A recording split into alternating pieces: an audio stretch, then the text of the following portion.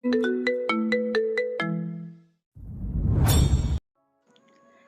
আপু, আপনি কাঁদছেন কেন? আলো এসেছিল ওয়াশরুমে শাড়ি ঠিক করতে, তখন দেখলো জ্যোতি মুখ চেপে ধরে ফুপিয়ে ফুপিয়ে কাঁদছে। হঠাৎ করে মেয়েটা কাঁদতে দেখে আলো হকচকিয়ে যায়।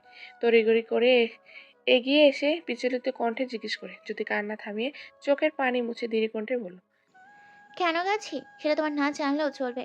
আমরা যদি কারোর সাথে মনের কষ্ট শেয়ার করি তাহলে মনটা হালকা হয়। আমি আপনার ছোট বোনের মতো আপু, আপনি চাইলে আমাকে বলতে পারেন। জ্যোতি নাক টেনে বলল। আমার কষ্টের কারণটা তুমিই আলো। কথাটা শুনে আলো হতভম্ব হয়ে গেল। অবাক কণ্ঠে বলল, আমি আমি কি করেছি? তুমি যদি আমাদের মাঝে না আসতে, তাহলে আমি আমার ভালোবাসার মানুষকে পেয়ে যেতাম। আলো চমকে উঠল। এই মেয়েটা কিছু বলছে। সে আবার এদের মধ্যে কখন কিভাবে এলো? যদি পাশ কাটিয়ে আলোর বিস্ময় চেহারা দিকে তাকিয়ে থেকে বলল, আমিও আধার ভাই একে অপরকে খুব ভালোবাসি। আমাদের তো বিয়েটাও ঠিক হয়েছিল, কিন্তু মাঝখান থেকে হুট করে দাদাজান আপত্তি করে এই বিয়ে নিয়ে। ওনার হয়তো আমাকে পছন্দ ছিল না, তাই তিনি এমনটা করেছেন। আধার ভাই ওনাকে বারবার রিকোয়েস্ট করেছিল আমি ভর্তিত অন্য কারোর সাথে যেন বিয়ে না দেয়, কিন্তু দাদাজান উল্টো অসুস্থতার সুযোগ নিয়ে ইমোশনাল ব্ল্যাকমেল করে। আর আদার ভাইও এক পর্যায়ে এসে এক প্রকার বাধ্য হয়েই বিয়েতে রাজি হয়ে যায়, কিন্তু ওনার একটুও মত ছিল না। তার জন্য বিয়ের আগেই সামনে হবু বউয়ের মুখটাও দেখার প্রয়োজন মনে করেনি। এমনকি উনি এখনো আমাকেই চান, আর আমিও ওনাকে চাই। তো দাদাজানের জন্য ওনার হাত পা বাঁধা। এখন তুমিই বলো, আমি কি করব? কথাগুলো শুনে আলোর পায়ের নিচ থেকে মাটি সরে গেল। তার মানে জ্যোতি আপু আদার স্যারের গার্লফ্রেন্ড? ও মাই গড! সে এতদিন জানতো হয়তো আদার স্যার সিঙ্গেল, কিন্তু এখন এসব কি শুনছে? তাহলে কি এটার জন্যই তাকে মেনে নেনি? অবশ্য দুজনের তো একে অপরের পছন্দ করে না। তবুও তো সে এটা কখনো ভাবতেই পারেনি আদার স্যারের ভালোবাসার মানুষ জ্যোতি আপু। আই নো তুমি এসব কিছুই জানো না। আর আমি এটাও জানি তুমিও ওনাকে তেমন পছন্দ করো না। তাহলে কেন রয়েছো এই অনাকাঙ্ক্ষিত সম্পর্কের মধ্যে? আদার ভাই তোমাকে নয়, উনি আমাকে ভালোবাসে। আমি ওনার একমাত্র ভালোবাসার মানুষ। এই দেখো, আমার হাতে ওনার দেওয়ার রিং, আমাদের ভালোবাসার স্মৃতি।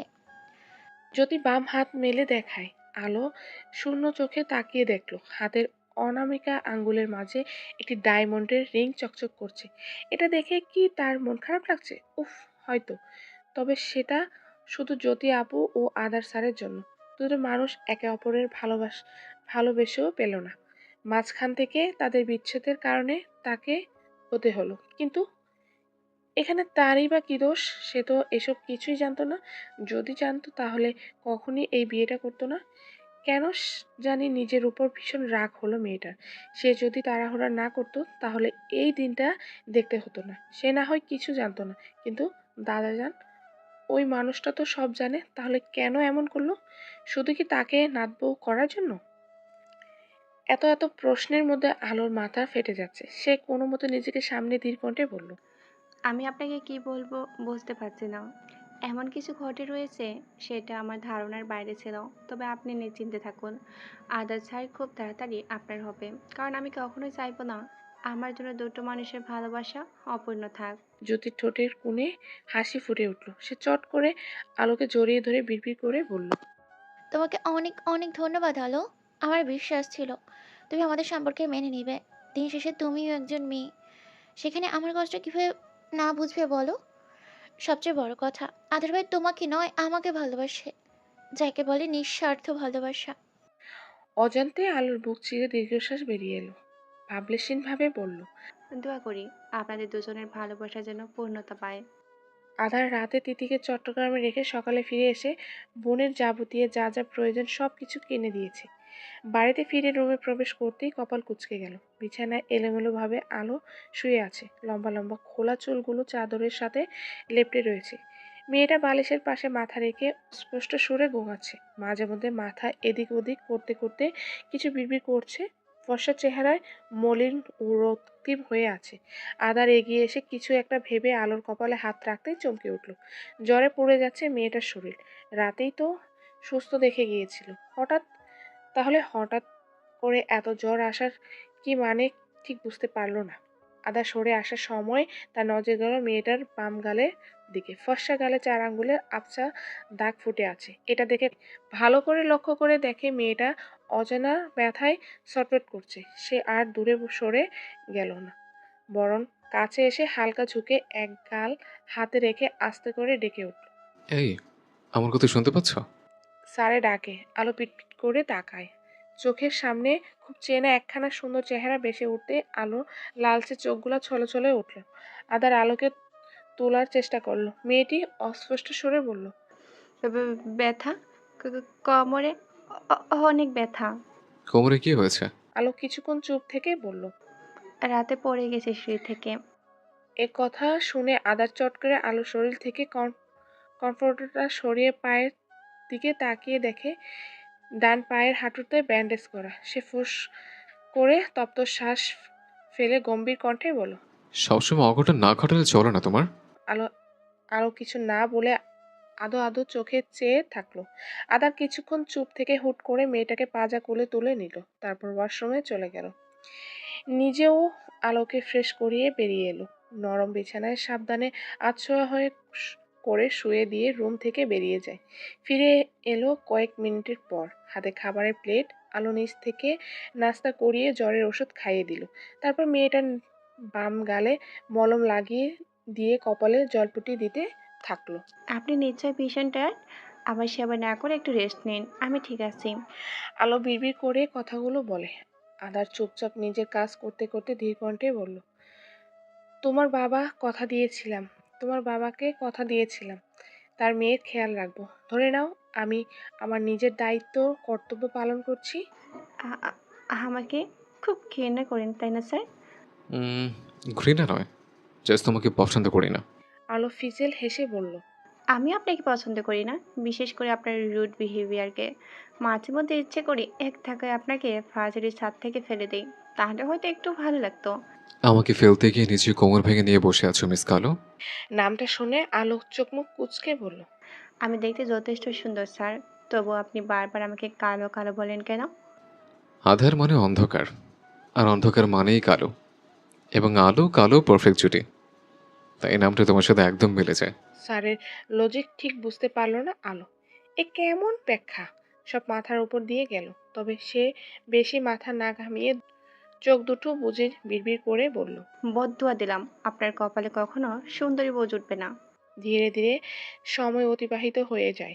আলো ঘুমিয়ে যাবার কিছুক্ষণ পর আদার রুমের লাইট নিভিয়ে বাইরে চলে গেল। রাতে এখানে কি হয়েছে দাদাজান?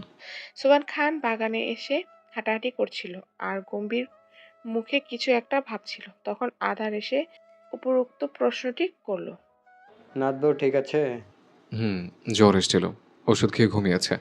সোবান খান আড়ালে দীর্ঘশ্বাস ছাড়লে কিছু বলতে গিয়েও থেমে যান। আদার পুনরায় বলল। মেয়েটাকে হাতকে তুলেছে? সোবান খান চুপ করে থেকে ধীর কণ্ঠে বলল। জ্যোতি, আদারের কপাল কুঁচকে গেল। কেন? ভার্সিটি থেকে ফেরার পর খেয়াল করছিলাম নাতবউয়ের মন খারাপ। সবসময় অন্যমনস্ক হয়ে কি যেন ভাবছিল। আমার সাথেও খুব একটা কথা বলেনি। জিজ্ঞেস করার পরও জানায় সে আমার উপর ভীষণ অভিমান করে আছে আর ওই বাড়ি ছেড়েও চলে যেতে চাচ্ছিল। ভেবেছিলাম তুমি কিছু বলেছ, তাই এমন করছে। তিতিকে নিয়ে তুমি চলে যাওয়ার পর থেকেই খেতেও আসেনি মেয়েটা। বুঝলাম বিষয়টা খুব জটিল, তাই আমি নিজেই গেলাম কথা বলার জন্য। রুমে না পেয়ে ছাদে খোঁজ করলাম। মেয়েটা মনমরা হয়ে একা একা অন্ধকারের মধ্যে দাঁড়িয়েছিল। অনেক জোরাজুরি করার পর শুধু আমাকে বলেছিল সব কিছু জেনে শুনেও দুটো ভালোবাসার মানুষকে আলাদা করে দিয়ে মাঝখানে আমাকে না নিয়ে এলেও পারতে দাদাজান। এটা শোনার পর আশ্চর্য হয়ে যাই। মূল কারণ জিজ্ঞেস করার পরে বলে জ্যোতি ও তুমি একে অপরকে ভালোবাসো। ওই মেয়েটা নাকি তোমার গার্লফ্রেন্ড। তোমাদের এঙ্গেজমেন্ট থেকে শুরু করে বিয়েও ঠিক হয়েছিল, কিন্তু মাঝখান থেকে আমি বেঁকে বসি আর তোমাকে আমার অসুস্থতার দোহাই দিয়ে আলোর সাথে বিয়ে দেই। এইসব শুনে এক মুহূর্তের জন্য স্তব্ধ হয়ে যাই। হ্যাঁ, মানছি তোমার ও জ্যোতির বিয়ের কথা চলছিল, কিন্তু সেটা একান্তই ছোট বৌমা ও তার বোনের সিদ্ধান্ত ছিল। তুমি এটা জানার পর সাফ সাফ জানিয়ে দিয়েছিলে জ্যোতিকে বিয়ে করতে পারবে না। তখন এটা নিয়ে ছোট বৌমা ঝামেলা করলেও পরবর্তীতে শান্ত হয়। আর এই বিয়ের ব্যাপারটাও বছরখানেক আগে শেষ হয়েছিল, কিন্তু হঠাৎ করে গতকাল রাতে নাতবইয়ের মুখে অমন কথা শুনে চমকে উঠি। অতঃপর সুবহান খান আদারের সবকিছু খুলে বলে দিল। ভার্সিটি থেকে থাকাকালীন জ্যোতি আলোকে ঠিক কি কি বলে ব্রেন ওয়াশ করছিল। সবকিছু শুনে বিস্ময় হয়ে গেল আদার। তার জীবনে কখনই কোনো নারী ছিল না, না আর না সে ভালোবাসা বিশ্বাসী। বলতে গেলে সে ভালোবাসা নামক শব্দকে ভয় পায়। এর পিছনে তার অতীত জড়িয়ে আছে। আদার শব্দ করে দীর্ঘশ্বাস ছাড়ল। সবটা শোনার পর তোমারও জ্যোতির বিষয়ে পরিষ্কার করে বলি। একই সাথে জ্যোতির উপর ভীষণ রাগ হচ্ছিল। মেয়েটা ইচ্ছে করে নাতবউকে মিথ্যা কথা বলেছে, যেন তোমাকে ছেড়ে চলে যায়। আর বেকুব মেয়েটাও ওই শয়তান মেয়ের কথা শুনে বিশ্বাস করে নিয়েছে। তারপর আর কি, নাতবউয়ের সমস্ত ভুল ধারণা ভেঙে দিলাম। মেয়েটা আসল সত্যি জেনে প্রচুর অবাক হয়। সে সময় জ্যোতি বাড়িতে ছিল না, বাইরে গিয়েছিল ঘোরাঘুরি করতে। পরিস্থিতি স্বাভাবিক হতে মেয়েটাকে নিয়ে খাওয়া দাওয়া করে রুমে গেলাম। হঠাৎই মাঝরাতে আলো ও জ্যোতির চিৎকার চেঁচামেচি আওয়াজ। আমি ও ছোট বৌমা রুম থেকে বের হই। দোতলার সিঁড়ির কাছে দাঁড়িয়ে থেকে দুজন মিলে ঝগড়া করছিল। ফ্ল্যাশব্যাক। আজ বাহির থেকে অনেকটা রাত করে ফিরে আসে জ্যোতি। অনেকক্ষণ পর এখানকার বন্ধু মহলের সাথে আড্ডা দিয়েছিল। আদারের বাড়িতে থাকাকালীন সে রাতে বের হতে পারে না, কারণ মানুষটা এসব মোটেও পছন্দ করে না। যত ঘোরাঘুরি করার সময় দিনে, কিন্তু রাতের বেলা একা একা বের হওয়াটা পছন্দ করে না। তিথিকেও কখনো একা ছাড়েনি। মানুষটার চোখে ভালো মেয়ে হয়ে থাকার সর্বদা চেষ্টা করে এসেছে। এমনকি ওই লোকটার জন্য নিজের লাইফস্টাইলও পাল্টে একদম ভদ্র মেয়েতে রূপান্তরিত হয়েছে। অথচ মানুষটা তার দিকে ফিরেও তাকায় না। এসব ভেবে দীর্ঘশ্বাস ছাড়লো জ্যোতি। চুপচাপ সিঁড়ি বেয়ে উপরে ওঠার সময় খেয়াল করলো আলো দুহাত বুকে ভাঁজ করে গম্ভীর মুখে দাঁড়িয়ে আছে। জ্যোতির কথায় তুমি এখানে? প্রত্যুত্তরে আলো বলল, কেন? আমার জায়গায় আদার স্যারকে বুঝে আশা করছিলে? You are right. আমি আমার প্রিয় মানুষটিকেই মিস করছিলাম। আলো তাচ্ছিল্যের সুরে বলল, হয়েছে আপু, আর মিথ্যা নাটক করতে হবে না। আমি সব কিছু জেনে গিয়েছি। মানে? মানে এটাই যে আজাদ স্যার আপনাকে মোটেও ভালোবাসে না। শুধু আপনাকে কেন, উনি কোনো মেয়েকে লাভ করেন না। আপনি ওনাকে পাওয়ার জন্য মিথ্যা কথা বলেছেন আমাকে। সব কিছু শুনে আমি যেন ওনার জীবন থেকে চলে যাই। তখন আপনি আসতেন, রাইট? বাট আফসোস, সেটা আর হচ্ছে না। আজাদ স্যার না চাওয়া অবধি আমি এই বাড়ি থেকে এক পাও নড়ব না। আর না আপনাকে ওনার লাইফে আসতে দিব। আপনার রোল আপনি কেমন সেটা আমি A to Z জেনে গেছি। আলোর কথা শুনে জ্যোতি কিছুটা চমকে উঠল। পরক্ষণে নিজেকে সামলে নিয়ে বলল, দ্যাটস গ্রেট। ভালোই হয়েছে সব কিছু জেনে গিয়েছো। এখন চুপচাপ আধারের জীবন থেকে সরে যাও। আমি তাকে ভালোবাসি। উনি তার আপনাকে ভালোবাসে না। So what? আমার একার ভালোবাসা যথেষ্ট। শুধু আমাদের মাঝখান থেকে চলে যাও। আমি চলে গেলে কি আদর স্যার আপনাকে বিয়ে করবে? মনে হয় না। ওনার যদি আপনাকে বিয়ে করারই হতো তাহলে প্রথমেই করতেন। সেটা আমরা বুঝে নিব। তোমাকে এত মাথা ঘামাতে হবে না। শুধু মাথা না, এই আলো পুরোটাই ঢুকে গেছে মাঝখানে। না চাইতেও মাইনকা চিপায় ফেসে গেছি। সেখানে আমি না ঘামালে আর কে ঘামাবে বলুন তো? কি চাও তুমি? আমাকে আমার মতো থাকতে দিন। মানে তুমি বলতে চাচ্ছ আধারকে ছাড়বে না? মুখ। আমি কেন ছাড়বো? আশ্চর্য! আমাকে দেখে কি আপনার 12 ভাতারি মনে হয়? ওনার দরকার হলে উনি ছাড়বে আমায়। আপনার আদার ভাইয়ের প্রতি বিন্দু মাত্র ইন্টারেস্ট নেই। শালা রসকসীন কাঠ ঠাট্টা একটা বদলোক। সামলে কথা বলো আলো। জ্যোতি ধমকে বলল। আলো ভ্রু কুঁচকে ছাজালো কণ্ঠে বলল, আমি আমার স্বামীকে হাজারবার বকবো, তাতে আপনার কি? কে হন আপনি? এত যদি ভালোবাসা দরদ উতলাই পড়ছে, তাহলে ওনার কাছে গিয়ে ড্রামা করুন। আমাকে এসবের মধ্যে একটুও জড়াবেন না। এই আপনার জন্য, শুধুমাত্র আপনার জন্য চিন্তা করতে করতে 2 কেজি ওজন কমে গেছে আমার। যেখানে আমি সবাইকে ডিপ্রেশনে ফেলাই, সেখানে আপনার কথা শুনে আমি নিজেই ডিপ্রেশনে চলে গিয়েছি। শুধু শুধু দাদাজনের উপর রাগ করেছি। সাথে 14.5 গোষ্ঠী ধুয়ে দিয়েছি। দুপুরে ঠিক মতো খাবারও খাইনি। এমনকি রাতেও গলা দিয়ে খাবার নামছিল না। মাথা ব্যথায় পাগল হয়ে যাচ্ছিলাম। একদিকে আমি মরছি আপনাদের জ্বালায়, আর আপনি বাইরে ফিল্ডিং মারছেন।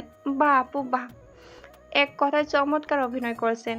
এতদিন জানতাম আমি শুধু নাটকবাজ, এখন দেখছি আমার থেকেও 2 কাঠি উপরে আপনি। কথাগুলো শুনে রেগে গেল জ্যোতি। চিল্লিয়ে বলল, আমি তোকে লাস্ট বার বলছি, আমার আধারের জীবন থেকে সরে যা। নয়তো কি? হ্যাঁ, কি করবেন? মেরু ফেলবো তোকে। একথা শুনে আলো শব্দ করে হেসে দিল, তারপর দাঁতে দাঁত চেপে বলে উঠল। যাবো না সরে, আমিও দেখি আপনি কি করেন। বলা শেষ হতে আলোর বাম গালে থাপ্পড় এসে পড়ল। You fucking. ব্যাস, জ্যোতি গালি শুনে মুহূর্তেই সব ধৈর্যের বাঁধ ভেঙে গেল আলো। সে রক্তিম চোখে তাকিয়ে সপাটে চর বসিয়ে দিল জ্যোতির গালে। আর যাই হোক, তার গায়ে আজ পর্যন্ত কেউ হাত তোলেনি।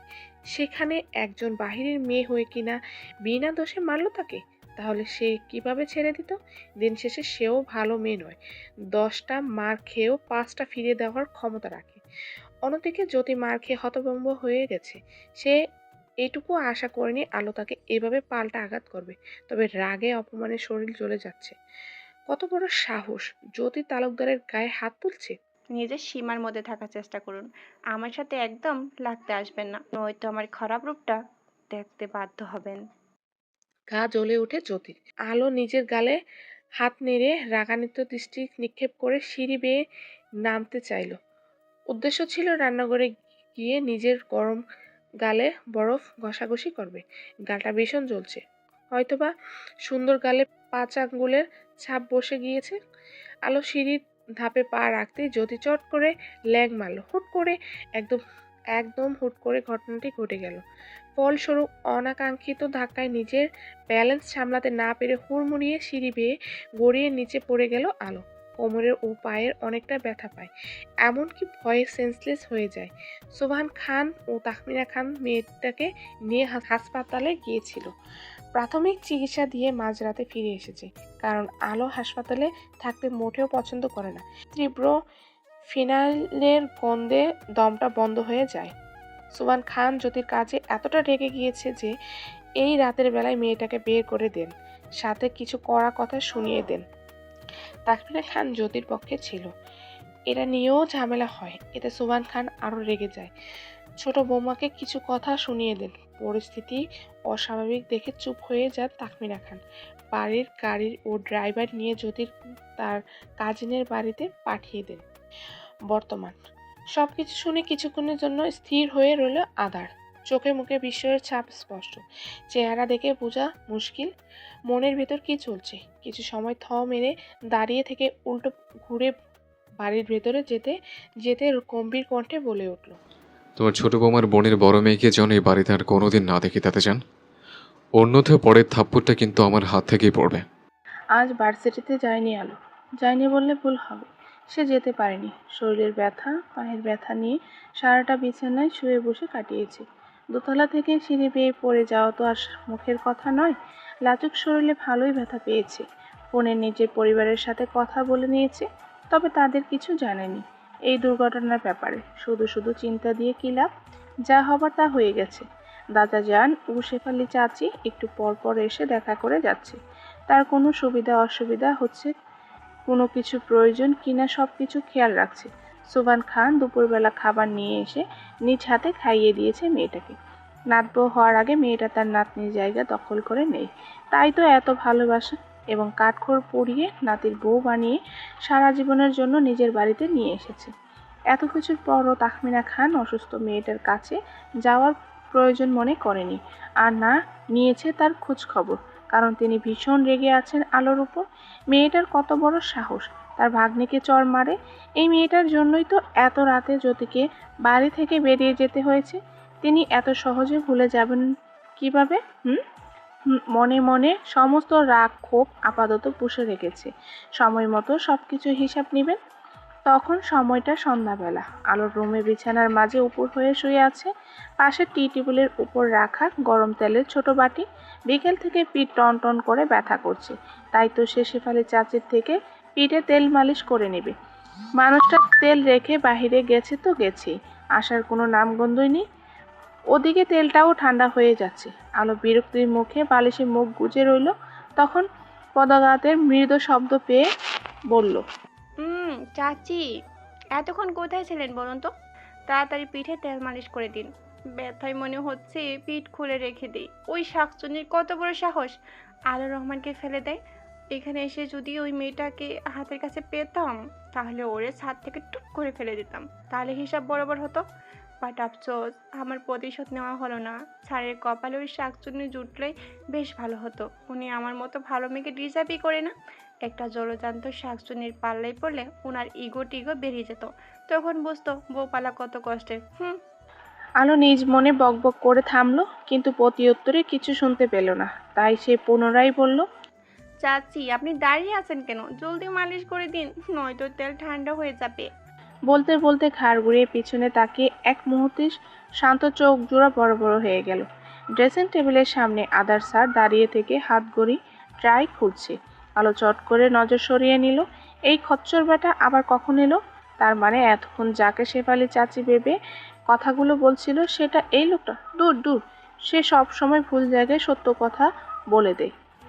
আধা শার্টের বোতাম খুলতে খুলতে স্বাভাবিক গলায় বলল, আমার ওয়াইফ হওয়ার যোগ্যতা তুমিও রাখো না, আপনিও আমার হাজবেন্ড হওয়ার যোগ্য না। তাহলে আমার সাথে রয়েছে কেন? আপনি কেন আমার সাথে আছেন? বাধ্য হয়ে? আমিও। মেয়েটার তেড়ামি দেখে চোখ মুখ কুঁচকে ফেললো আদার। কিছু না বলে বড় বড় পায়ে ওয়াশরুমের ভেতরে চলে গেল। এই বাচাল মেয়েটার সাথে কথা বলা মানে হাতিকে পোশাক পরানোর ব্যাপারটা একই। এই মেয়ে উঠছে কেন? আদার শাওয়ার নিয়ে বেরিয়ে এসে দেখে আলো বিছানা থেকে নামার চেষ্টা করছে, কিন্তু পা দিয়ে সোজা হয়ে দাঁড়াতে পারছে না। এটার জন্য নিজের ক্ষত পাটাই বকাবকি করছে মেয়েটা। তখন থেকে বিরক্তি কণ্ঠে উপরোক্ত বাক্যটি বলে। শেফালি চাচিকে ডাকতে। আদার বিনিময়ে কিছু না বলে হাতে থাকা তোয়ালেটা সোফার উপর রেখে রুম থেকে বেরিয়ে যায়। রান্নাঘরে এসে দেখে শেফালি চাচ্ছি একগুচ্ছ ছোট মাছ কাটাকাটি করতে ব্যস্ত। মাছগুলো তার দাদাজানের ও ছোট মার ভীষণ প্রিয়, তবে সে এইগুলো ধার কাছেও নেই। এতগুলো মাছ কাটতে দেখে আদারের বোঝা হয়ে গেল। এত তাড়াতাড়ি মাছ কাটা শেষ হবে না। তাই তো সে পুনরায় গিয়ে আলোর উদ্দেশ্যে বলল। চাচি মাছ কাটতে ব্যস্ত। আলো কিছুক্ষণ চুপ থেকে ধীর কণ্ঠে বলল, তাহলে আপনি আমার পিঠে তেল মালিশ করে দিন। হোয়াট? মেয়েটার কথা শুনে আদার আশ্চর্য হয়ে গেল। আলো বিরক্তিতে বলল, এত শাড়ির মতো চেঁচানোর কি হলো আজিব? আজকে আমার এই অবস্থার জন্য শুধুমাত্র আপনিই দায়ী। আপনার কারণে ওই পাজি মেয়েটা আমাকে হার্ট করেছে। এখন আমার সেবা যত্ন করতে না পারলে আমাকে বাপের বাড়িতে দিয়ে আসুন। তবু এভাবে ব্যথা সহ্য করে পড়ে থাকতে পারবো না। আমিও মানুষ, আপনার মতো কোনো এলিয়েন নই। আদা ঠোঁট কামড়ে কিছু একটা ভাবলো। ইচ্ছে তো করছে এই মেয়েটা তার বাপের বাড়ি পাঠিয়ে দিতে, কিন্তু বিষয়টা খুব বাজে দেখাবে। তার ওপর দাদাজান তো আছেই। উনি যদি একবার জানতে পারে তাহলে তার কান ঝালাপালা করে দিবে। আর সে মোটেও অশান্তি চায় না। এখন অশান্ত নামক বড় কারণটাই ঘাড়ে এসে জুটেছে, যাকে সে চাইলেও সরাতে পারছে না। তার এলোমেলো জীবনটা আরও এলোমেলো হয়ে যাচ্ছে। আদার ফোঁস করে তপ্ত শ্বাস ফেলে বলল, ওকে ফাইন। স্যারের কথা শুনে আলো ভরকে গেল। এখন সত্যি সত্যি তাকে বাড়িতে পাঠিয়ে দিবে নাকি? সে তো ভাব নেওয়ার জন্যই বলেছিল। এই অবস্থায় বাড়িতে গেলে ব্যাপারটা মোটেও ভালো দেখাবে না। তাই সে কিছু বলতে যাবে, তখনই খেয়াল করলো আদার স্যার তেলের বাটিটা নিয়ে পাশে বসেছে। এটা দেখে আড়ালে স্বস্তির নিঃশ্বাস ছেড়ে উপর হয়ে শুয়ে পড়ল। এদিকে আদার থমথমে মুখে মেয়েটার পিঠের থেকে টি শার্ট উপরে তুলে দেয়। সে জীবনও এই মেয়েটার মতো নির্লজ্জ আর দুটো মেয়ে দেখেনি। আদার এক পলক সাদা ধবধবে মৃষল উন্মুক্ত পিঠের দিকে তাকিয়ে নজর সরিয়ে নিল। তারপর কিছু একটা ভেবে উঠে গিয়ে আলমারি খুলে দুটো গ্লাস বক্স বের করে হাতে পরে নিল। এই মেয়েটা বেহায়া হলো তো সে বেহায়া নয়। কিছু সময় পর নিজের পিঠের মাঝে মাঝে দুটো হাতের স্পর্শ পেয়ে আলো মাথা তুলে ঘাড় ঘুরিয়ে স্যারের হাতের দিকে তাকায়। কালো গ্লাভস পরতে দেখে আলো বেকুব বনে গেল। তার শরীরে কি নোংরা যে স্পর্শ করতে গ্লাভস পরতে হবে? আলো দীর্ঘশ্বাস ছেড়ে বালিশে মুখ ডুবিয়ে দিল। তার কেন জানি বালিশটা নিতে ভালো লাগছে। অন্যদিকে আদা ঠোঁট কামড়ে আলতো হাতে হাতে মেয়েটার পিঠে ও বাঁকানো কোমরে তেল মালিশ করে দিচ্ছে। তবে তার চোখ জোড়া বন্ধ, তবুও সে মেয়েটাকে অনুভব করতে পারছে। হঠাৎ মাথায় একটি দুষ্ট বুদ্ধি এলো। আদার মনে মনে শয়তানি হাসি দিয়ে হাতের শক্তি দ্বিগুণ করতে আলো হকচকিয়ে উঠল। আ ছাড় লাগছে তো। আপনাকে মালিশ করতে বলেছি, পেটের হাড্ডি ভাঙতে নয়। আদার ঠোঁট কামড়ে হাসলো, তবে আর কিছু করলো না। এদিকে আলো দাঁতে দাঁত চেপে মনে মনে বিরক্তি করে বলল, একদিন আমারও সুযোগ আসবে স্যার, তখন আপনাকে যদি না কানে চুবানি না খাওয়াতে পারছি তাহলে আমি আলো নই। এক সপ্তাহ পর ভার্সিটি এসেছে আলো। সামনে আবার প্রথম কোর্স পরীক্ষা রয়েছে। অ্যাসাইনমেন্ট প্রেজেন্টেশন কমপ্লিট করতে করতে তার জীবনটা শেষ। পর যদি থাকে স্বামী নামক হিটলার স্যার, তাহলে তো রিল্যাক্স হয়ে থাকার কোনো প্রশ্নই ওঠে না। আলো ফোঁস করে তপ্ত শ্বাস ফেলে ব্যাগ থেকে পানির বোতল বের করে অর্ধেক খেলো। প্রথম ক্লাস শেষ হয়ে গেল, তখন ফিজিক্স ক্লাস হবে, তাই সবাই বসে থেকে অপেক্ষা করছে স্যারের জন্য। বেশি পানি খাওয়ার ফলে ওয়াশরুম পেল। আলো বান্ধবীদের বলে পানির বোতল সহ বাহিরে যেতে লাগলো। ফেরার সময় না হয় বোতল ভর্তি পানি করে নিয়ে আসবে। সিঁড়ি বেয়ে নামার সময় ফোনটা বেজে উঠলো। আলো স্ক্রিনের দিকে তাকিয়ে দেখে ছায়া কল দিয়েছে। সে কলটা রিসিভ করে কানে গুজে বোনের সাথে কথা বলতে লাগলো। কথা বলার এক ফাঁকে বাম হাতের রেলিংয়ের উপরে রাখা ভুলবশত কাত করে ফলস্বরূপ বোতলের অর্ধেক পানি নিচে পড়ে যায়। আলো হেসে হেসে কথা বলতে বলতে বোতলে চুমুক দিল, কিন্তু এ কি, পানি কোথায়? সে ব্রু কুঁচকে তাকিয়ে দেখে বোতল একদম ফাঁকা। চট করে রেলিংয়ের নিচে সিঁড়িতে তাকাতে স্তব্ধ হয়ে যায়, সাথে মুখও অটোমেটিক হাঁ হয়ে গেল। আদার স্যার ভেজা মাথা চেহারা নিয়ে অদ্ভুত চোখে তাকিয়ে আছে। আলো নিচে নামার আর সাহস পেল না। সে ভয়ে উল্টে ঘুরে ছুটে এলো, ওখান থেকে পালিয়ে গেল। সব আকাম কুকাম এই লোকটার সাথেই কেন হতে হয়? কি রে, এমন করে হাঁপাচ্ছিস কেন? কোনো সমস্যা? তামান্নার কথা শুনে আলো জোরে জোরে শ্বাস নিতে নিতে বিড়বিড় করে বলল, আমার দ্বারা কখনো ভালো কাজ হয় না, সবসময় ভুল জায়গায় উল্টোপাল্টা কাজ করে বসি। ফারহা কপাল কুঁচকে জানতে চাইল। আবার কি করেছিস? আমি কিছু করিনি, যা করেছে ওই শয়তান বোতলটা। বলেই আলো জানালা দিয়ে ছুঁড়ে মারল বোতলটি। সঙ্গে সঙ্গে নিচ থেকে একটা ছেলে চিৎকার চেঁচামেচি শব্দ ভেসে এলো। আলো সহ বাকিরা সবাই থতমত খেয়ে যায়। শালক তড়িঘড়ি করে জানালার কাছে গিয়ে নিচে তাকিয়ে একজন সিনিয়র ভাই আলোর বোতল হাতে নিয়ে অন্য হাতে নিজের কপাল চেপে ধরে আছে। শালক ভয়াক্ত কণ্ঠে বিড়বিড় করে বলে উঠল, আলো তুই আজ শেষ। ক্লাসরুমের লাস্ট বেঞ্চে গাপটি মেরে বসে আছে আলো। ভয়ে রীতিমতো হাত পা জমে যাচ্ছে। সে আজ ভুলবশত যার কপাল ফাটিয়েছে সেই ছেলেটা এক নাম্বারের শয়তান, বড়লোকের বাপের বিগড়ে যাওয়া ছেলে। মেয়েদের সম্মান দেওয়া তো দূরে থাক, সুযোগ পেলে অসভ্যতা তামাই করতে ছাড়ে না। ভার্সিটির অনেক মেয়েই ভয় পায় এই ছেলেটাকে, এমনকি ওই ছেলেটার সাথে সম্পর্ক ভালো না। ভার্সিটির প্রথম দিনই বড়সড় একটা ঝামেলা করেছিল সে। হিতাহিত হারিয়ে সবার সামনেই থাপ্পড় মেরেছিল ছেলেটার গালে, কারণ ওই ছেলেটা নিজের দলবল নিয়ে র্যাগিং করার নামে তাদের সাথে খারাপ আচরণ করার চেষ্টা করেছিল। তারপর থেকেই ওই ছেলেটার দু চোখে বিষ, সে সুযোগ পেলেই তাদের সাথে লাগার চেষ্টা করে। আর আজ সে অজান্তেই ছেলেটার সুযোগ করে দিল ঝামেলা করার জন্য। সবচেয়ে বেশি তখন নিজের উপরই রাগ হচ্ছে, তখন কেন যে বোতলটা ছুঁড়তে গিয়েছিল। আমরা কি ভেতরে আসতে পারি স্যার? আদার ডেস্কের সামনে দাঁড়িয়ে থেকে লেকচার দিচ্ছিল আর টুকটাক প্রশ্ন করছিল সবাইকে। তখন দরজা থেকে বেশি আসা বাক্যটি শুনে চশমা ঠিক করে ঘাড় ঘুরিয়ে তাকায়। 4-5 জন সিনিয়র ছেলেপুলে দাঁড়িয়ে আছে, সে সবাইকে চেনে, তাই গম্ভীর কণ্ঠে বলে উঠল, ক্লাস চলাকালীন নো ডিস্টার্ব, পরে এসো। সুজন পুনরায় বলল, আপনার স্টুডেন্টের মধ্যে একজনের এই পানির পট ভুলবশত নিচে পড়ে গিয়েছিল, তাই দিতে এসেছি। আদার কপাল কুঁচকে বোতলটার দিকে তাকায়। বেগুনি রঙা বোতলটার গায়ে প্লান্ডার স্টিকার দেখে একটু চিন্তা অসুবিধা হলো না এটার আসল মালিককে। সে ঘাড় ঘুরিয়ে সামনে তাকায়। আলো নিজে আড়াল করে রেখেছে বান্ধবীদের পিছনে, কারণ সে কোনো রকম ঝামেলা চায় না। আদার নজর সরিয়ে সুজনের দিকে তীক্ষ্ণ চোখে তাকায়। ছেলেটার কপালে ওয়ান টাইম ব্যান্ডেজ লাগানো রয়েছে। সে ঠোঁট কামড়ে কিছু একটা ভেবে সবার উদ্দেশ্যে বলল, এই বোতলটা কি তোমাদের মধ্যে কারোর? সঙ্গে সঙ্গে সবাই না বলে আদা সুজনের দিকে তাকিয়ে স্বাভাবিক গলায় বলল, তোমার কোথাও একটা ভুল হয়েছে, এটা এখানকার কারণ নয়, হতে পারে অন্য ডিপার্টমেন্টের কারোর। এটা আপাতত আমার কাছে থাক, আমি খোঁজ নিয়ে আসল মালিকের কাছে পৌঁছে দেব। তোমরা এখন আসতে পারো। কথাগুলো বলে আদার এগিয়ে গেল সুজনের হাতে থেকে বোতলটা নিয়ে নিল। ছেলেগুলো কিছু বলতে চেয়েও স্যারের গম্ভীর চেহারা দেখে বলতে পারলো না, কারণ তারা কম বেশি সবাই জানে এই লোকটা কেমন। তাই কথা না বাড়িয়ে চুপচাপ চলে গেল। এই বিষয়টা না হয় পরে দেখা যাবে। তাদেরকে যেতে থেকে আলোর বন্ধু মহলে সবাই স্বস্তির নিঃশ্বাস ছাড়লো।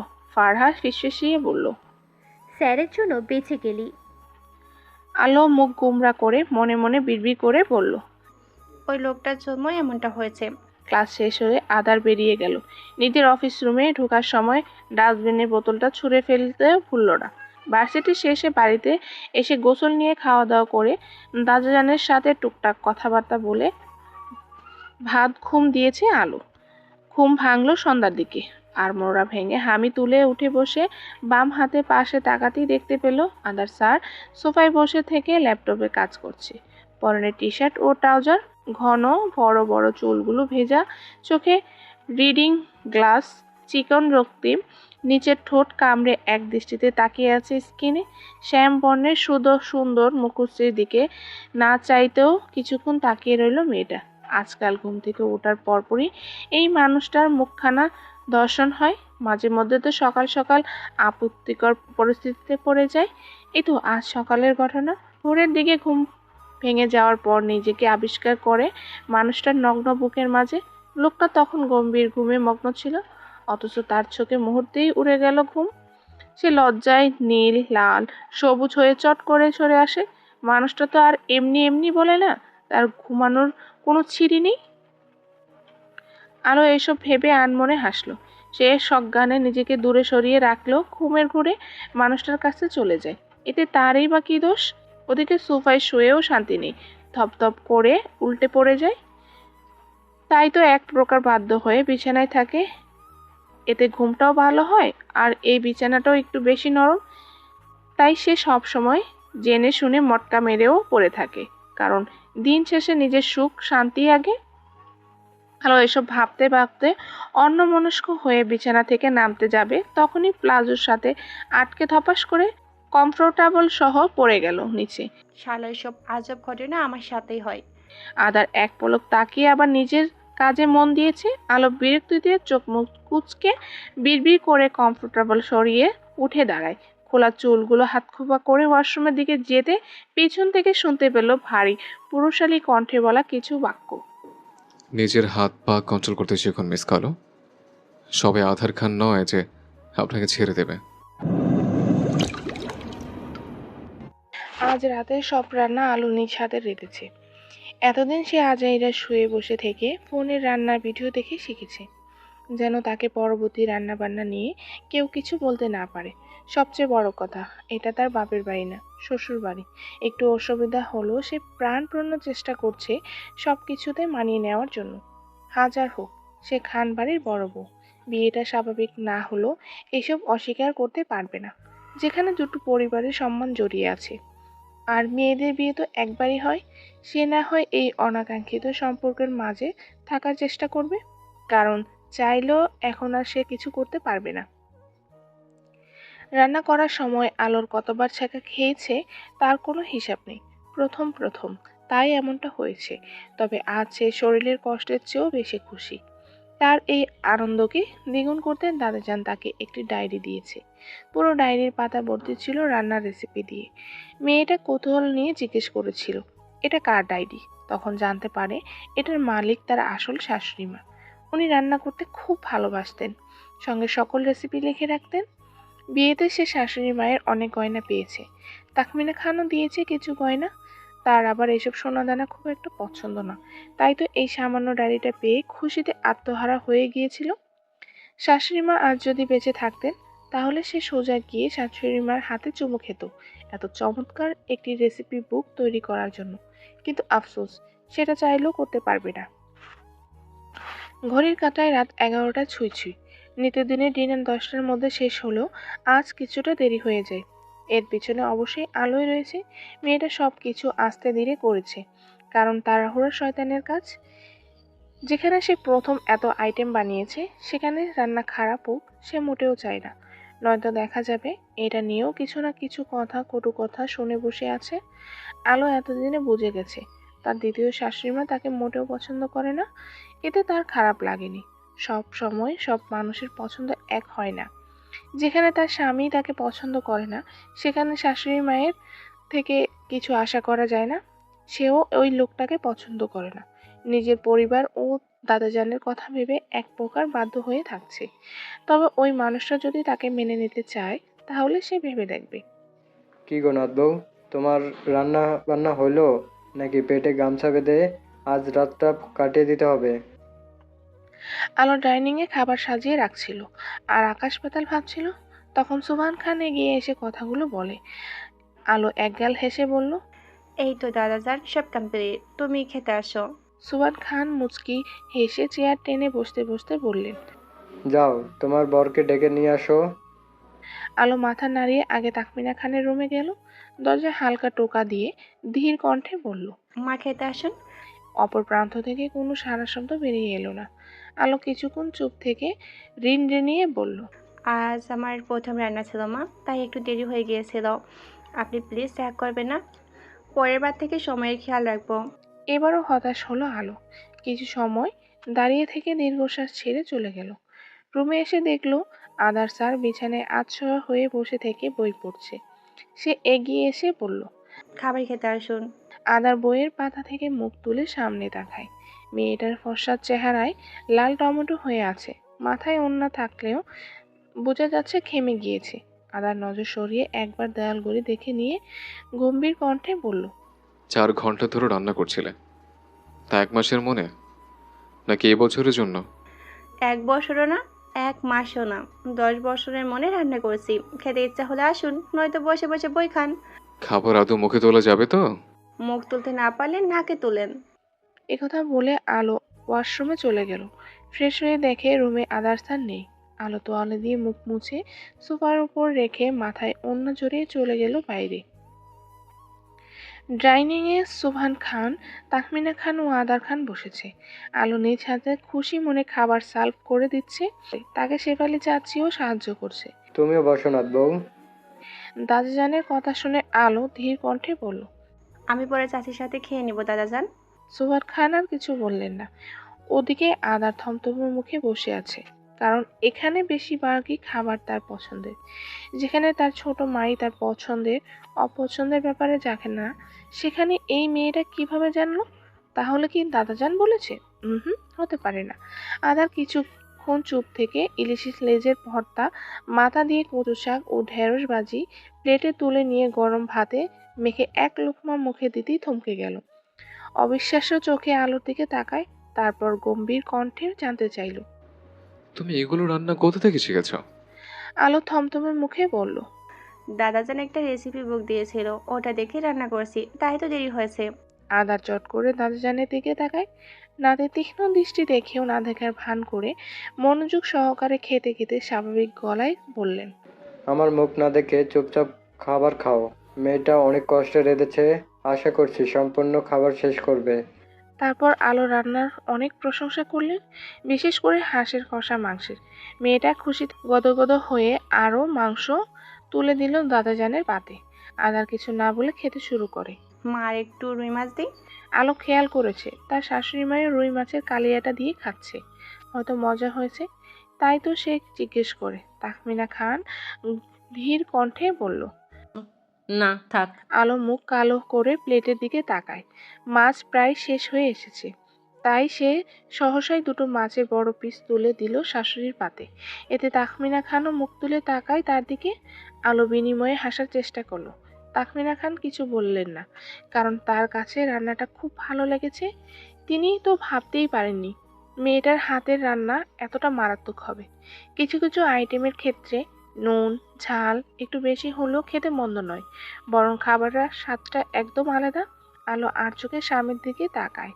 লোকটার প্লেটের ভাত প্রায় শেষের পথে, তাই তো সে আবার এক বুক সাহস নিয়ে দম আটকে ভাতের পাত্র এগিয়ে নিয়ে গেল। তারপর প্লেট ভরে ভাত বেড়ে দিল। আদার ঘাড় ঘুরে মেয়েটার দিকে তাকায়। আলো শুকনো ঠিক ঢোক গিলে সরে গেল। মনে মনে ভাবছে, এই বুঝি তার উপর ধমকে উঠবে।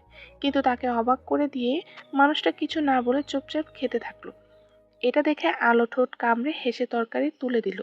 মানুষটা তার হাতের রান্না করা সব তরকারি দিয়ে খাচ্ছে, বিশেষ করে ভর্তার আইটেমগুলো।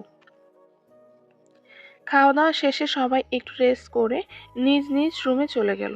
সুবহান খান যাওয়ার পথে নাতবর উদ্দেশ্যে কিছু কথা বলে যায়।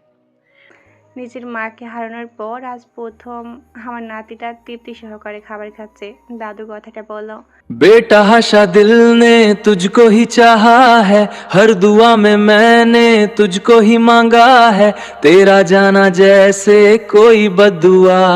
दूर जाओगे जो तुम मर जाएंगे हम, सनम तेरी कसम ओ सनम तेरी कसम ओ सनम तेरी कसम। দুবাইয়ের সেই বিশাল স্টেডিয়ামে তখন প্রথম নীরবতা। হাজার হাজার মানুষের উপস্থিতিতে যেন তার হার মেনেছে নিস্তব্ধতার কাছে। পুরো স্টেডিয়ামে অন্ধকার, শুধু মাঝখানের মঞ্চে কৃত্রিম আলোর কুঞ্জলি পাকিয়ে নীল রঙের একটি তীব্র স্পাইলাইট নিবদ্ধ হয়ে আছে এক যুবকের উপর। যুবকটির বুকের সাথে লেপ্টে আছে তার অতি পরিচিত সিগনেচার গিটারটি। পরনে কালো লেদার জ্যাকেট, কপালের উপর অবাধ্যর মতো পড়ে থাকা এলোমেলো দীর্ঘ চুলগুলো তাকে এক অদ্ভুত বিষণ্ণ রূপ দিয়েছে। ডান হাতের আঙ্গুলে ঝিলিক দিচ্ছে রূপালী আংটি, আর কবজিতে বিশেষ ব্রেসলাইট, যা ভক্তদের কাছে তার পরিচয় এক অভিজাত্য অংশ। যুবকটি চোখ বন্ধ করে আছে, চারপাশে হাজারো চিৎকার তার কানে পৌঁছাচ্ছে না। গিটারে তার আঙ্গুল ছোঁয়াতেই সুরের এক সমহীন ঢেউ ছড়িয়ে পড়ল পুরো গ্যালারি জুড়ে। দেশি বিদেশি অসংখ্য তরুণ তরুণী মন্ত্রমুগ্ধের মতো তাকিয়ে আছে সেই মোহিত গায়কের দিকে। তার কণ্ঠের জাদুতে মরুর বুকে যেন নীল জ্যোৎস্না নামছে। কনসার্ট শেষ হতেই সমস্ত নীরবতা ভেঙে চুরমার হয়ে গেল গগন বিদারী চিৎকারে। যুবকটি তখন মঞ্চ থেকে ধীর পায়ে নেমে আসছিল। শত শত ভক্ত বডিগার্ডদের কড়া বৈশিষ্ট্য ভেদ করে ঝাঁপিয়ে পড়তে চাইল প্রিয় তারকার উপর। কেউ একটা ছবি, কেউ বা এক পলক ছোঁয়া বা একটু অটোগ্রাফের জন্য রীতিমতো মরিয়া হয়ে উঠেছে। কিন্তু যুবকটির দৃষ্টি স্থির ও ভাবলেশীন। সে বিশাল উন্মাদনা আর ভিড় এড়িয়ে সে দ্রুত পায়ে গিয়ে উঠে পড়ল তার কালো রঙের বিশাল বহুল গাড়িটিতে। বাইরে তখনও তার নাম ধরে শত শত মানুষের হাহাকার শোনা যাচ্ছে, কিন্তু কাচের উপরে সে সম্পূর্ণ একা। এক জনপ্রিয় তারকার এক বিষণ্ণ একাকিত্ব যেন তাকে সাধারণের চেয়ে আলাদা করে রেখেছে সবার কাছে। এতক্ষণ ছায়া নিজ ফোনে কনসার্টটা খুব মনোযোগ সহকারে দেখছিল। ভিডিও শেষ হতেই সে ফোনটা বুকে চেপে ধরে চোখ বুজে নিল। শব্দ করে দীর্ঘশ্বাস ছেড়ে বিড়বিড় করে বলল, আপনার দেখা কবে পাবো গায়ক সাহেব? এই রক্ত মাংসের আপনিটাকে একটিবারের জন্য সচক্ষে দেখার বড়ই ইচ্ছে আজ মনে জেগে বসেছে। দোহাই আপনার, এবার জলদি দেশে ফিরে আসুন, নয়তো আপনাকে দেখার এই অপূর্ণ স্বাদ হয়তো এই জন্মে আর মিটবে না। আমার এই অবুঝ হৃদয়টা যে আপনার কণ্ঠ আর উপস্থিতির জন্য বড্ড ব্যাকুল হয়ে আছে, বড্ড। রাত বাজে 2:30। এই সময়টাতে সবার চোখে ঘুম তলিয়ে থাকলেও আজ আজারার চোখে একটুও ঘুম নেই। অজানা ব্যথায় বুকের ভেতরটা ছটফট করছে। আজ নিজের মাকে ভীষণ মনে পড়ছে তার। ছোটবেলায় কতই না সুখে আনন্দ ছিল, তারপর এক ঝড়ের হাওয়ায় সব শেষ। অনাকাঙ্ক্ষিতভাবে মাকে হারানোর পর তার জীবন থেকে সুখ নামের বস্তুটা গায়েব হয়ে যায়। সে যাকে মন থেকে ভালোবেসেছে এবং আঁকড়ে ধরে থাকতে চেয়েছে, উপরওয়ালা তারই কেড়ে নিয়েছে। তাই তো আজকাল তাকে আর কাউকে ভালোবাসতে ইচ্ছে করে না, স্বয়ং নিজেকেও না। আদারের বুক চিরে দীর্ঘশ্বাস বেরিয়ে এলো। সে চোখ বুজে উপর থেকে ডান হাত ছড়িয়ে নিজের বুকের দিকে তাকায়। মেয়েটা ইঁদুরের বাচ্চার মতো গুটিমিটি মেরে শুয়ে আছে। খোলা কালো চুলগুলো তার সর্বাঙ্গ জুড়ে লেপ্টে আছে। সে কতবার যে মেয়েটাকে দূরে সরিয়ে দিয়েছে, তবু ওই ঘুরে ফিরে তার বুকের মাঝে আসবে। এক সময় বাধ্য হয়ে হাল ছেড়ে দেয়। আদার অনেকক্ষণ ধরে লক্ষ্য করছে মেয়েটার ঘুমন্ত অবস্থায় থাকাকালীন একটু পর পর ঘাড়ে গলা চুলকাচ্ছে। এতে দু বুড়ের মাঝখানে 4টি বাজ পড়ল আদারের। কৌতূহল হয়ে এক হাতে এলোমেলো চুলগুলো গুছিয়ে নিয়ে এক পাশে রাখলো। একরাশ অস্বস্তি নিয়েও মেয়েটার কাঁধ থেকে সামান্য টি শার্ট গলা সরিয়ে দেয় সে, এবং সঙ্গে সঙ্গে চমকে উঠল। পুরো ফর্সা কাঁধ লাল হয়ে রেশ ভরে গিয়েছে। আদা চট করে উঠে বসে শুইয়ে দিল আলোকে। চুলগুলো সরিয়ে গলার নিচের দিকে তাকায়, সেখানেও লাল হয়ে রেশ ভরে আছে। কোমল দু হাতে গুড়ি গুড়ি রেশ বের হয়ে আছে। অথচ মেয়েটা কি নিশ্চিন্তে ঘুমাচ্ছে না? আদার বুঝতে পারলো কোনো কারণে সম্ভবত মেয়েটার অ্যালার্জি জেগেছে, তাই তো সে কয়েক সেকেন্ড ডেকে ডেকে উঠল, কিন্তু আলোর ঘুম ভাঙার নাম গন্ধই নেই। আদার কিছুক্ষণ চুপ থেকে পর মুহূর্তে ঘুমোতো মেয়েটার নাক মুখ চেপে নিঃশ্বাস নেওয়ার বন্ধ করে দিল। কয়েক মিনিটের পরে আলো ফট করে চোখ মেলে তাকায়, মেয়েটার বুক অস্বাভাবিকভাবে উঠানামা করছে। আলোকে জাগতে দেখে হাত সরিয়ে নিল আদার। মেয়েটার চোখ দুটো বড় বড় করে জোরে জোরে শ্বাস নিতে নেশে অবিশ্বাস্য সুরে বলল, আ- আ- আপনি আপনি আমাকে মেরে ফেলার প্ল্যান করছেন স্যার? আদার বিছানার থেকে নেমে টি শার্ট জড়িয়ে বিরক্ত কণ্ঠে বলল। মারার হলে প্রথম রাতেই মারতাম। আলো উঠে বসে দাঁত কিরমিরিয়ে বলল, তাহলে মাঝরাতে এমন করে নাক মুখ চেপে ধরার মানেটা কি? আমি যদি দম আটকে মরে যেতাম তাহলে কি হতো? হুম? কি হতো? কিছুই না, বরঞ্চ আমার ঘাড় থেকে একটা পাগল নেমে যেত। আলো রক্তিম চোখ দুটো ছলছল করে উঠল, অভিমানী সুরে বলল, হ্যাঁ ঠিকই তো। আমি কে হই আপনার যে আমার জন্য কষ্ট পাবেন? আমি মরলেই কি আর বাঁচলেই কি আপনার কখনো যাই আসবে না। উল্টো পৃথিবীর সবচেয়ে সুখী ব্যক্তি আপনি হবেন। দিন শেষে আলো নামক গলার কাটা তো অন্তত নেমে যাবে। আদার ওয়ার্ড্রোবের কাছে দাঁড়িয়ে থেকে 8 বক্সের অ্যালার্জির ওষুধ খুঁজছিল। সেই সময় মেয়েটার কথাগুলো শুনে গাড় ঘুরিয়ে তাকায় এক জোড়া অশ্রুস্নিগ্ধ নয়নের দিকে। আলো নাক টেনে বিছানা থেকে নেমে একটা বালিশ বগল দাবা করে রুমের দরজা খোলার চেষ্টা করতেই আদার গম্ভীর কণ্ঠে বলে উঠল, কোথায় যাচ্ছ? থাকবো না আর আপনার ঘরে, নয়তো দেখা যাবে আপনি আবার আমার ঘুমের সুযোগ নিচ্ছেন। আমার জানা মতে এখন পর্যন্ত তোমার কোনো রকম সুযোগ নেইনি। যদি নিতাম তাহলে নিজ পায়ে অক্ষত শরীরে এতক্ষণে দাঁড়িয়ে থাকতে পারতে না। আলোর ব্রু কুঁচকে গেল, পেছনে ফিরে ঝাঁঝালো কণ্ঠে বলল, একদম মিথ্যা বলবেন না। আপনি আমার ঘুমার সুযোগ আলবাত নিচ্ছিলেন, না হলে কি তখন অমন করে নাক মুখ চেপে ধরতেন? আপনি তো আমাকে একদম জানে মেরে ফেলতে চাইছিলেন। ভাগ্যিস তখন ঘুম ভেঙে গিয়েছিল, নয়তো এতক্ষণে আমি আকাশের চাঁদের আলো হয়ে যেতাম। আপনার নামে মামলা করে দেবো আমি। কত বড় সাহস, একটা জলজ্যান্ত ঘুমান্ত মেয়েকে মেরে ফেলার চেষ্টা করেন? আদারের চল শক্ত হয়ে গেল, রাগে ঘাড়ের শিরা ফুটে উঠেছে। সে খপ করে আলোর বাম হাতের বাহু চেপে ধরল এবং সে ড্রেসিং টেবিলের সামনে নিয়ে যায়। বড় আয়নার দিকে ইশারা করে দাঁতে দাঁত চেপে পড়ল। আয়নায় একবার নিজেকে দেখো, তারপর নয় আমাকে দোষ দিও। আলো কপাল কুঁচকে আয়নার দিকে তাকাতেই চোখ দুটো কপালে উঠে যায়। সে ফেল ফেল চোখে নিজের দিকে তাকিয়ে রয়। গলায় হাতের উন্মুক্ত বাহুতে রেশ ভরে গেছে, চোখ দুটো ভীষণ লাল হয়ে আছে, চেহারায় হালকা ফোলা ফোলা। সে এতক্ষণ রাগের মাথায় অনুভবই করেনি তার শরীরে বাজেভাবে চুলকাচ্ছে। আলো তড়িঘড়ি করে গলা চুলকাতে শুরু করলো। আদার আড়ালে দীর্ঘশ্বাস ছেড়ে টেবিলের উপরে থেকে পানির গ্লাস নিয়ে এসে আলোর সামনে খোলা ওষুধ হারিয়ে ধরে বলল। খেয়ে নাও।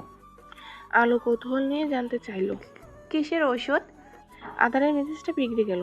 এমনিতেই মেয়েটা 2 লাইন বেশি বুঝে উল্টাপাল্টা বকে যাচ্ছে, তাই সে রাগে হিসিয়ে বলে উঠল, এটা বার্থ কন্ট্রোল পিল। একটু আগে না বললে আমি তোমার ঘুমের সুযোগ নিয়েছি? তাহলে তো এখন এটা খেতে হবে, নয়তো দেখা যাবে প্রেগনেন্ট হওয়ার অপরাধেও আমার নামে মামলা ঠুকে দিলে। স্যারের এহেন কথা শুনে আলো পুরাই বাক্রুদ্ধ হয়ে গেল। পর মুহূর্তে নাকমুখ কুচকে অস্পষ্ট সুরে বলল, আপনার মাইন্ড তো আমার মুখের থেকেও মার্শাল স্যার। কয়েকদিন পরের কথা। আজ শুক্রবার হওয়াতে সকলেই বাড়িতে রয়েছে। আলো খুব ভোরে উঠে নামাজ আদায় করে রুম থেকে বেরিয়েছে। তারপর সবার জন্য চা থেকে শুরু করে সকালের নাস্তা বানিয়ে নিয়ে মাঝে মধ্যে হালকা পাতলা ছেঁকাও খায়, তবে সে পাত্তা দেয় না। আজকাল রান্না করতে ভালোই লাগে। যখন দেখে সবাই তৃপ্তি সহকারে তার হাতের রান্নাগুলো খাচ্ছে, তখন মনে হয় সব কষ্ট সার্থক হয়েছে। আলো গুনগুন করতে করতে শাশুড়ি মা ও দাদাজানের চা বিস্কুট দিয়ে এসে 1 কাপ চা নিয়ে দোতলায় উঠে গেল। উদ্দেশ্য স্যার নামক স্বামীটাকে চা দেওয়ার। আগেরবার এই চা দেওয়ার অভিজ্ঞতা মোটেও ভালো ছিল না, আর আজ সে কোনো রকম অঘটন ঘটাতে চাচ্ছে না, তাই খুব সাবধানে ও সতর্কতার সাথে এগিয়ে যাচ্ছে। কিন্তু ওই যে কথায় আছে না, যেখানে বাঘের ভয় সেখানে সন্ধ্যা হয়, ঠিক তেমনই তার সাথে কিছু একটা ঘটলো। You stupid. স্যারের বাজখাই গলায় ধমকে কেঁপে উঠল আলো। একই সঙ্গে পেট জ্বলে চোখ দুটো ছলছল করে ওঠে। সে হাজারবার যদি চায় কোনো আকাম কুকাম করবে না, কিন্তু বাজে পরিস্থিতি তার পিছে ছাড়ে না। সে বুঝে এসব অঘটন ঘটানোর জন্যই পয়দা হয়েছে। এই তো দিব্যি চা নিয়ে আসতেছিল, রুমের দরজা খুলে ভেতরে পা রাখতেই না রাখতেই একখানা শক্তপোক্ত পুরুষালী বুকের সাথে ধাক্কা খেলো। ফলস্বরূপ তার হাতে থাকা চায়ের কাপটা উল্টে পড়ে যায়। তবে এবার সে স্যারের গায়ে নয়, বরং তারই পেটের উপর পড়েছে। এই, তুমি কি চোখে কম দেখো, নাকি ব্রেনের সাথে চোখ দুটো গিলে খেয়েছ? হ্যাঁ? আলো প্রত্যুত্তরে কিছু না বলে মাথা নিচু করে নিল। আদার দাঁতে দাঁত পিষে রাগ কন্ট্রোল করলে মেয়েটার বাহুতে চেপে ধরে হনহনিয়ে ওয়াশরুমে চলে গেল। আলো কিছু বুঝে ওঠার আগেই তাকে ঝর্ণার নিচে দাঁড় করিয়ে পানি ছেড়ে দিল। এতে মেয়েটার আহাম্মক হয়ে যায়। সাত সকালে এমন ঠান্ডা পানিতে ভিজে হকচকিয়ে উঠে সরে আসতে চাইল, কিন্তু আদার বাম হাতে তার কপাল চেপে ধরে আবারও পানির নিচে দাঁড় করিয়ে গম্ভীর কণ্ঠে বলল, একদম নড়াচড়া করবে না, চুপচাপ দাঁড়িয়ে থাকো। আলো আশ্চর্য না হয়ে পারল না। এভাবে সকাল সকাল তাকে জোর জবরদস্তি করে গোসল করানোর মানেটা কি?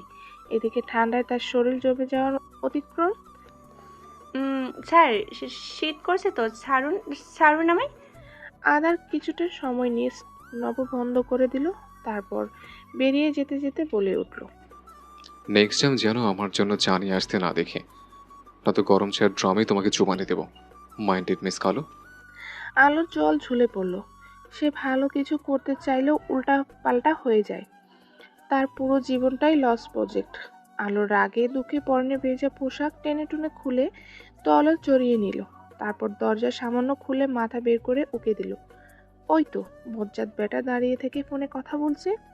আলো কিছুক্ষণ চুপ থেকে স্যারের অ্যাটেনশন পাওয়ার জন্য খুব খুব করে কাশি দিল। আদার ঘাড় ঘুরিয়ে বিরক্তিতে বলল, কি চাই? জামাই। হোয়াট? ইয়ে না মানে জামা জামা। আদার ফোনের কথা বলতে বলতে আলমারি খুলে আলোর পোশাক বের করলো। তখন অসাবধানতার জন্য কাপড়ের ভাঁজ থেকে কিছু একটা নিচে পড়ে গেল। আদার ভেবেছে রুমাল পড়েছে, তাই সে কিছু না দেখে ঝুঁকে বস্তুটা হাতে তুলে নিল, কিন্তু পরক্ষণে তার চোখ দুটো রসগোল্লার মতো হয়ে যায়। এদিকে ওই ভয়ঙ্কর দৃশ্য দেখা মাত্রই আলো চট করে মাথা ভেতরে ঢুকিয়ে নেওয়ার সময় ধরম করে বাড়ি খেলো দরজার সাথে। তবুও মেয়েটা লজ্জার সব ব্যথা ভুলে ভেতরে ঢুকে দরজা লাগিয়ে দিল।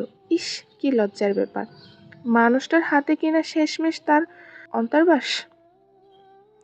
প্রায় অনেকক্ষণ যাবৎ ওয়াশরুমের ভেতর কাপটি মেরে আছে আলো। এক পর্যায়ে এসে আস্তে করে দরজা খুলে মাথা বের করে উকি দেয়। আশেপাশে কোথাও স্যারকে না দেখে স্বস্তির নিঃশ্বাস ছেড়ে চটপট বেরিয়ে এলো। বিছানার উপর রাখা পোশাকগুলো নিয়ে জলদি ছুটল ওয়াশরুমে। দুপুর হতে চলেছে।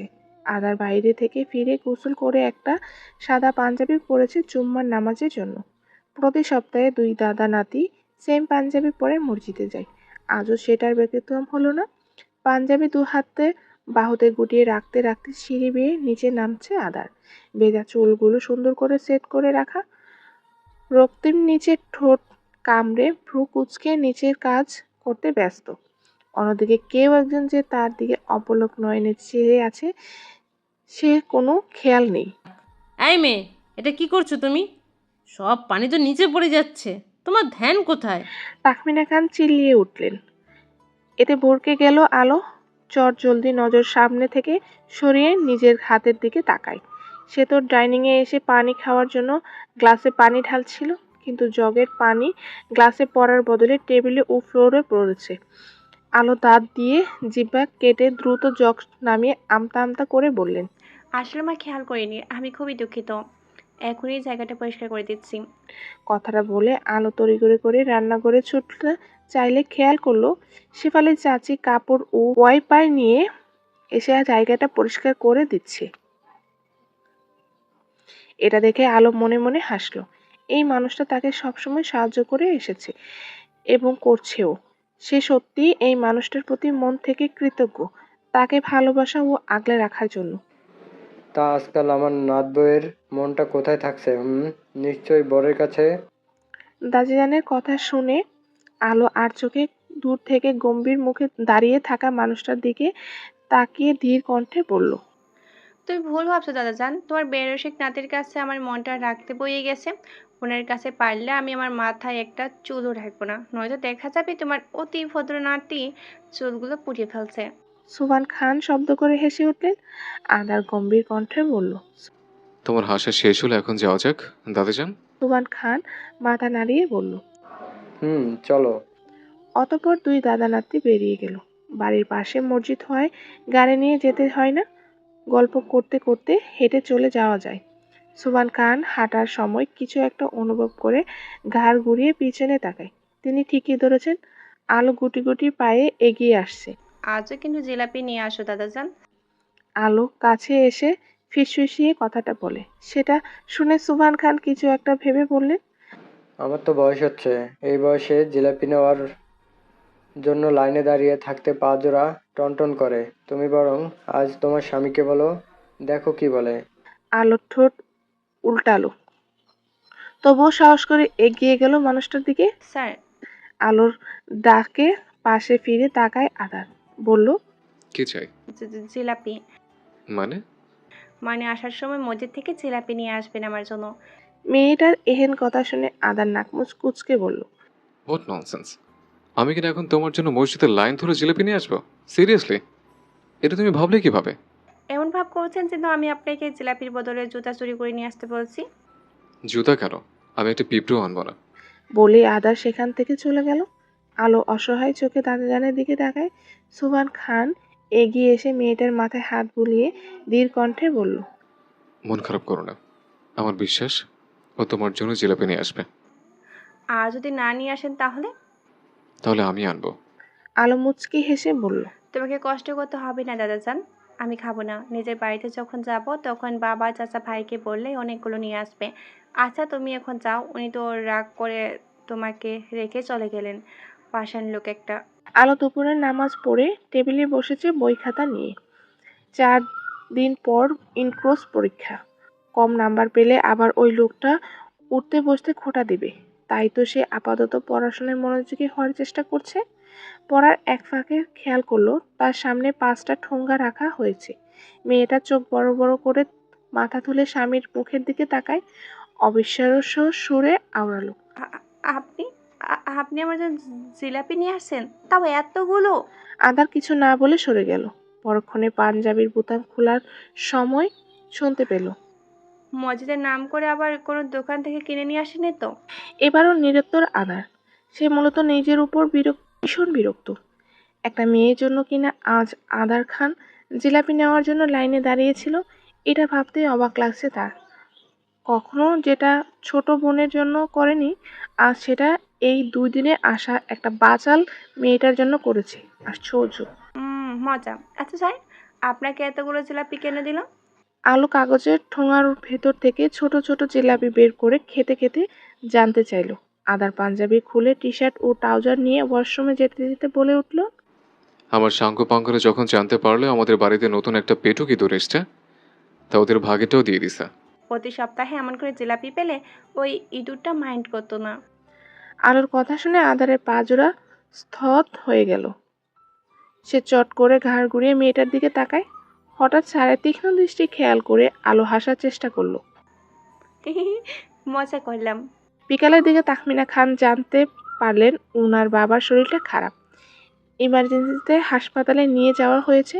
খবরটা পেয়ে তাহমিনা খান কোনো মতে ছেলে ও শ্বশুরের সাথে নিয়ে ছুটে গিয়েছে। সুবহান খান সঙ্গে করে আলোকে নিয়ে যেতে চাইছিলেন, কিন্তু মেয়েটা যেতে রাজি হলো না। কারণ সে খেয়াল করেছিল তাহমিনা খান চান না তাদের সাথে আলো যাক উনার বাপের বাড়ি। তাই আলো নিজের শরীর খারাপের অজুহাতে দিয়ে যায় না। শুধু শুধু ঝামেলা বাড়িয়ে লাভ কি? তার চেয়ে বরং সে এখানে ভালো আছে। সন্ধ্যা থেকে নীল আকাশটা আজ মেঘলা ঢাকা, হয়তো বৃষ্টি আসবে। তাই রাতের খাবার হিসেবে খিচুড়ি রান্না করে রেখেছে আলো। সেফালে চাচি 9টার দিকে চলে গিয়েছে। মানুষটা এখানে সারাদিন থাকলেও রাতের বেলা নিজ পরিবারের কাছে ফিরে যায়, আবার সকাল সকাল চলে আসে।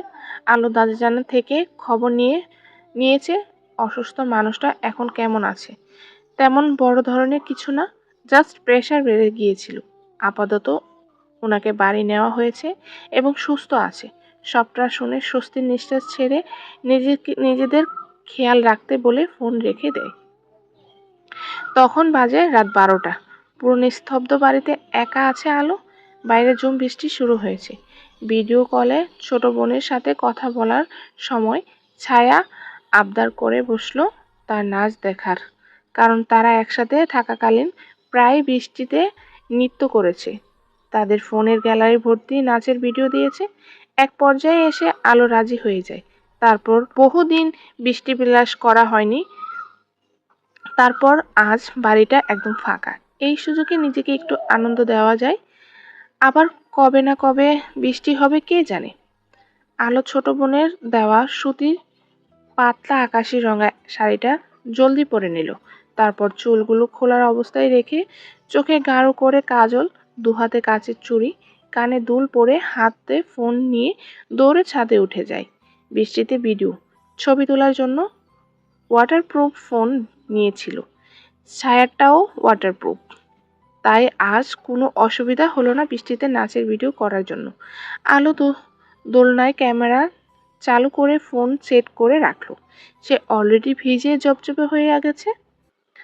আলো কোমরে শাড়ির আঁচল গুজে নিল। আকাশ চিরে ঝুম বর্ষণের আওয়াজের সাথে তাল মিলিয়ে তার দু হাতে চুড়ি ও নুপুরের রিনরিনিয়ে শব্দ যোগ হলো। একই সাথে সমস্ত নীরবতা ভেদ করে খালি গলায় গুনগুন করে উঠল। প্রেম ধারাতে চাই মন হারাতে, এই ভালোবাসাতে আমাকে ভাসাতে, এলো মেঘ যে এলো ঘিরে বৃষ্টি সুরে সুরে শোনায় রাগিনী, মনে স্বপ্ন এলো মেলো একই শুরু হলো প্রেমের কাহিনী। গানের সাথে তাল মিলিয়ে চমৎকারভাবে নাচছে আলো। তার মিষ্টি সুরে আওয়াজ প্রকৃতিও সামিল হয়েছে। বৃষ্টির সচ্ছল বিন্দু বিন্দু জলকণাগুলো তার সর্বাঙ্গ ছুঁয়ে দিচ্ছে। সে বৃষ্টি বিলাসে এতটাই মগ্ন হয়েছে যে খেয়ালই করেনি দরজার কাছে কেউ একজন স্তব্ধ হয়ে দাঁড়িয়ে আছে। আগে কত বৃষ্টি যে দেখেছি শ্রাবণে, জাগেনি তো এত আশা ভালোবাসায় মনে। আলো দুই হাতে মেলে চোখ বুজে মাথা আকাশের দিকে ঘুরে ঘুরে ঘোরাতে লাগলো। অন্যদিকে আদার এখনো এক অপলক নয়নে তার দিকে তাকিয়ে আছে। সে হয়তো একটু আগেই ফিরেছে। তাখমিনা খানও এত রাতে তাকে আসতে না দিতে চাইলেও সে চলে এসেছে, কারণ ওই বাড়িটা তার মনটা কখনোই টিকতে চায় না। শুধুমাত্র আজ দাদাজানের জন্য গিয়েছে।